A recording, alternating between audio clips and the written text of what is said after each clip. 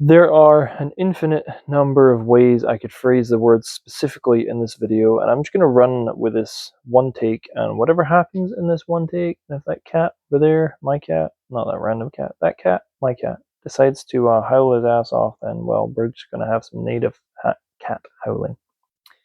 I've been thinking about this a little bit more recently, and it's this idea that, well, for starters, obviously, I make a lot of videos about how to fix bikes, and that's one thing I really like doing. Another thing I find myself spending a lot of time doing is thinking about life, and just kind of reflecting on my philosophies for writing and creativity and bicycle repair. Apologies if I seem slightly distracted. I'm just wondering if my cat's going to jump off the roof.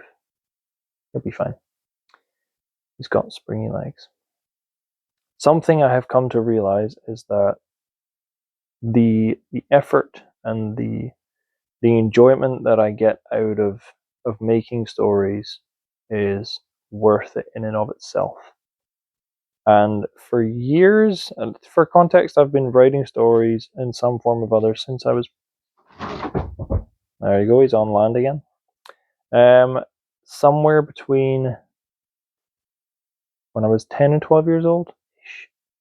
So that's about 15 years. Over half my life, I've been writing stories in some way. And I remember when I was a lot younger, I just loved it. And then I remember I got to a point where, the world is telling you, everything's telling you that you have to find a way to make money off of these things. And then I remember getting to a point where I felt like creatively, I was failing because I wasn't able to generate income off of these stories I was making.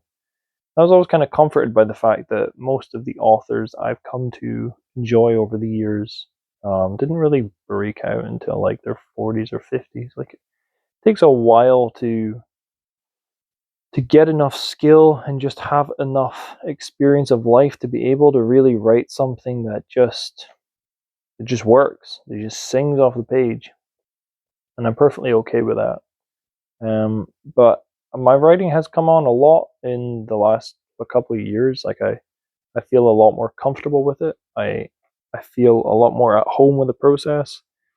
And this is really just a little video for those of you that are, I guess, maybe a similar stage in the journey to me, or maybe you're slightly younger and you're still figuring out your creative roots and your creative path, is to just stick with it, but also to keep in mind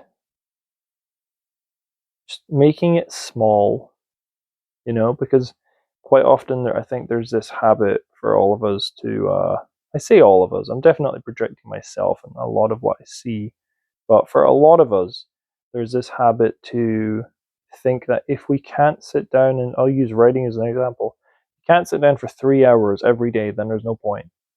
Bullshit. If you can sit down for 5, 10, 15, 20 minutes, however long you have, do what you can with what you have. Just do that. Even if you have 10 minutes a day, 10 minutes, even if you have 10, you can probably chunk out at least a first draft in a year. You could probably chunk, even if it took you 3 years, 4 or 5 years to write your first book, you still do it. It might take you a bit longer. So keep cracking at it, because if you enjoy it, then that is enough of a gift. I spent a long enough period of time beating myself up for the fact that I felt like I couldn't make any money off of my creativity.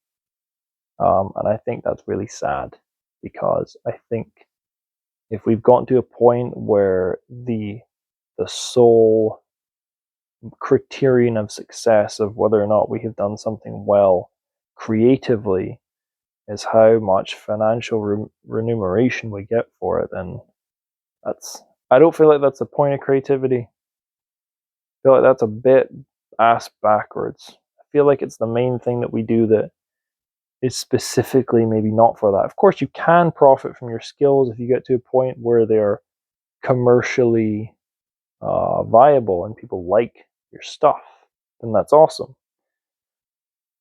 But if it's the case that they don't, and I am aware of the fact that I could potentially continue writing stories for the rest of my life and never have anything that it gets published in a way that I could call a financial success. And you know what? I'm okay with that. Because the process and what I learn about myself in the process is worth it in and of itself. And I think that goes for everyone, I'm going to be honest. Whether you're working like whatever other jobs you're working and then you're writing or you're doing photography or you're painting or you're making music on the side, if it's something that enriches your life in some way, however small and beautiful that may be, stick with it. I'll end on that because my cat's going crazy over there.